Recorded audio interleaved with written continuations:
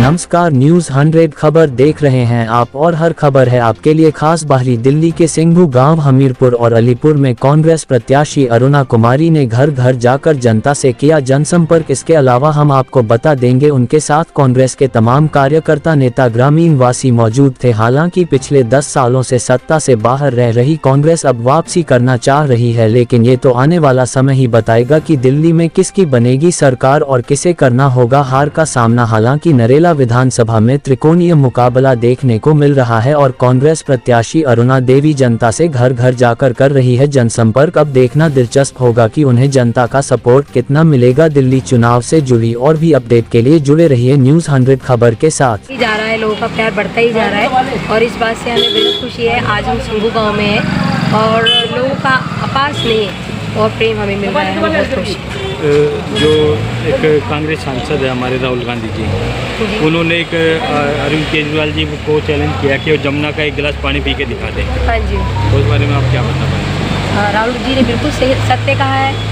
यमुना जी के लिए इतने करोड़ों रुपए का फंड अरविंद केजरीवाल जी 10 वर्षों से जो लेके बैठे हैं, उन्होंने यमुना जी पे जरा सी गई उनकी सफाई पे कोई भी व्यवस्था नहीं थी। आप ये देखिए, अगर यमुना जी की सफाई होती तो जो राहुल जी ने कहा है कि जो चैलेंज दिया है वो उसे पूरा करके दिखाएं। अगर यमुना जी साफ है तो हम यही कहना चाहते हैं कि जो हमारे नेता है वो सत्य कहते हैं, उसके सिवा कुछ नहीं कहते। राहुल गांधी जी ने एक और आरोप लगाया कि उन्होंने जो सरकार में आए थे कि दिल्ली का भ्रष्टाचार खत्म करेंगे, तो क्या केजरीवाल जी कर पाए कुछ? केजरीवाल जी ने दिल्ली का भ्रष्टाचार कम किया, उन्होंने खुद ही वो भ्रष्टाचारी हैं। उन्होंने आप ये देखिए,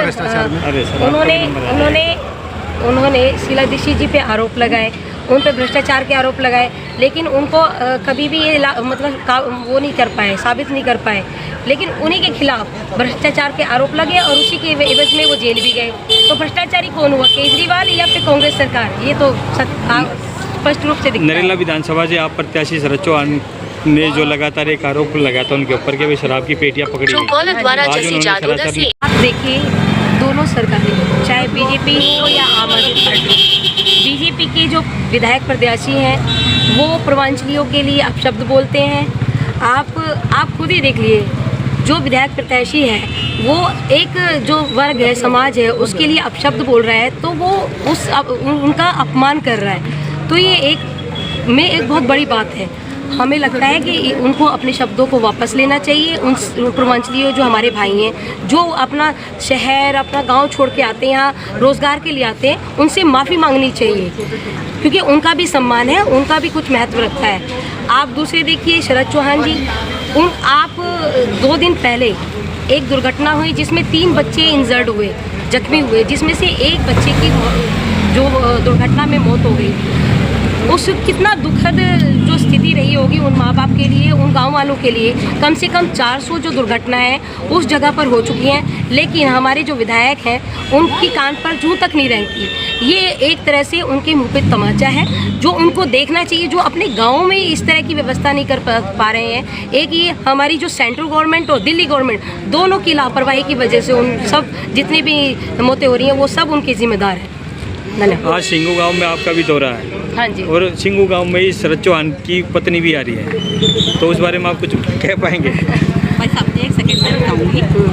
शरद चौहान की पत्नी आए या कोई भी आए, हमारे सिंघू गांव में एक तरफा वोट पड़ेगी कांग्रेस को। और दूसरी बात ये, अगर शरद चौहान जी काम करवाते तो हर 2 साल में यहाँ पे बकौली में, उनका अपना क्षेत्र, उनका अपना गांव, कल भी यहाँ पे बकौली में धरना प्रदर्शन हुआ कि रोड पे जो मौतें हो रही हैं उनका जिम्मेवार कौन है? क्या शरद चौहान को वो दिखाई नहीं दे रहा? आप इस चीज़ को बताइए।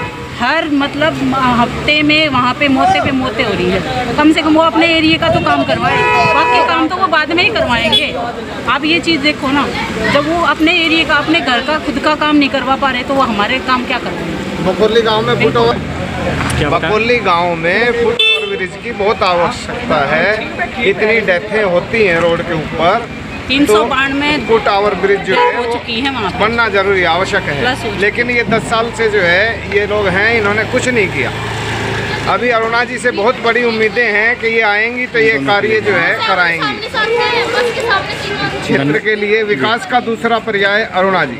दूसरी पार्टी छोड़ के कांग्रेस पार्टी में आई है, तो इस बारे में आपको क्या कहना है? मैं शुरू में एनसीपी पार्टी से मैंने इलेक्शन लड़ा है। उससे पहले मैं 9 साल भाजपा में रही थी और भाजपा में मैंने रहते हुए काफ़ी दिन बहुत संघर्ष भी किया, लेकिन टिकट के टाइम पे वो अपने दूसरे वो पैसे के दम पे दूसरे को दे देते हैं। तो कम से कम ये तो देखना चाहिए कि अपना पुराना कैंडिडेट किस तरीके से काम करता है। हर तरफ से निराशा के बावजूद मैं फिर भी अपने सम्मान के लिए खड़ी रही और मैंने इलेक्शन लड़ा। आपका नाम क्या है? मेरा नाम शीला विनोद सहरावत जी। अच्छा, जो आप कांग्रेस पार्टी में आई हैं, तो आप कांग्रेस के बारे में क्या अच्छा बता पाएंगी? जी, कांग्रेस का यही है कि हम जब से शीला दीक्षित की सरकार रही है, हमने हर जगह पर तरक्की ही देखी है। सभी बिल्डिंगें कह लो, स्कूल कह लो, सड़कें कह लो, हर तरह का काम जो है शीला दीक्षित की सरकार में हुआ है। और अभी भी जो कांग्रेस जैसे आप वादे कर रही हैं, मेरे को पूरा यकीन है कि वो वादे अपने पूरे करेंगे। कांग्रेस के सिलसिले को चलते हुए जो आज नरेला विधानसभा क्षेत्र से कांग्रेस प्रत्याशी है कुमारी अरुणा, उसके बारे में आप क्या बता पाएंगे? बहुत अच्छी कैंडिडेट है। 2002 में इलेक्शन इन्होंने लड़ा था और वहाँ पे जब इन्होंने बहुत सारे काम करवाए हैं और हम इनके साथ हैं। बिल्कुल, हम तो पूरा इनका सहयोग करेंगे और सभी जनता से कहेंगे कि इनके साथ ही खड़े होकर एक बार फिर से कांग्रेस पार्टी को मौका दें। क्षेत्र के विकास का दूसरा नाम अरुणा जी। सर, आप कुछ बता पाएंगे चुनाव प्रचार को लेकर? चुनाव प्रचार हमारा कांग्रेस का बहुत अच्छा चल रहा है और हमारे जैसे जैसे कांग्रेस आगे बढ़ रही है, तो चुनाव प्रचार से आम आदमी पार्टी और बीजेपी के जो है वो ज़मीन खिसकती जा रही है और कांग्रेस बहुत आगे बढ़त में है इस समय। आज जैसे आज चुनाव प्रचार का आखिरी दिन है, तो जनता से कोई अपील करना चाहेंगे? जनता से यही अपील करना चाहेंगे कि जिस तरह से कांग्रेस ने 70 साल में देश को बनाया है, सुई से लेके हवाई जहाज़ तक का निर्माण किया है, विकसित किया है, उन्हीं को मोदी जी आज बेच रहे हैं और उनसे पैसे कमा रहे हैं। और शीला दीक्षित ने जो 10 साल 15 साल राज किया, दिल्ली असल में उसी समय विकसित हुई है और इंटरनेशनल का स्टैंडर्ड शीला दीक्षित के टाइम पे ही मिला था, लेकिन वो स्टैंडर्ड केजरीवाल ने ख़त्म कर दिया। गाँव में आई हैं और हम इनका पूरा तहे दिल से सहयोग करते हैं। बिल्कुल, हम अपनी बहन के साथ खड़े हैं, पूरा अपने कांग्रेस के साथ खड़े हैं। बिल्कुल चाहेंगे कि अरुणा बहन जीते और एक बार फिर कांग्रेस पार्टी को मौका मिले।